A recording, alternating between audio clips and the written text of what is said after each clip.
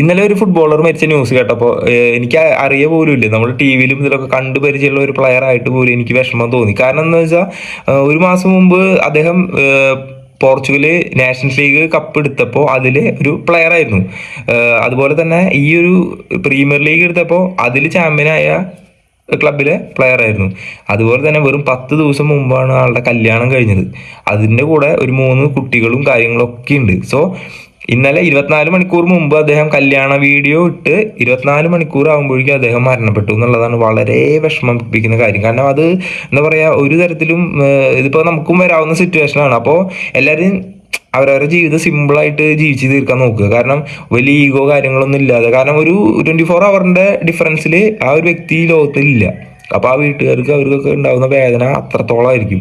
So എല്ലാവരും പോസിറ്റീവായിട്ട് എന്താ പറയുക, സിമ്പിളായിട്ടുള്ള ലൈഫ് ജീവിച്ച് തീർക്കുക. ഇതിൻ്റെ ഇൻസ്റ്റാ പ്രൊഫൈലിൽ നോക്കി കഴിഞ്ഞാൽ കാണാം, ഒരു 19-20 മണിക്കൂർ ആകുമ്പോഴേക്കും ഈ ഒരു ആക്സിഡന്റ് നടന്നു. അദ്ദേഹവും അദ്ദേഹത്തിന്റെ സഹോദരനും മരണപ്പെട്ടു. അദ്ദേഹം മാത്രമല്ല, അദ്ദേഹത്തിന്റെ സഹോദരനും മരണപ്പെട്ടു. ആളൊരു ഫുട്ബോളറാണ്, ഒരു പ്രൊഫഷണലാണ്, എന്നാൽ അധികം ഫേമസ് അല്ല എന്ന് മാത്രം. സോ ഒരു ആക്സിഡന്റിൽ ഒരു വീട്ടിലെ 2 പേരാണ് മരിച്ചു പോയത്. അപ്പോൾ അതൊരു വല്ലാത്തൊരു വിഷമം തന്നെയാണ് അവരുടെ കുടുംബത്തിനും നമ്മുടെ ഫുട്ബോൾ ലോകത്തിനും.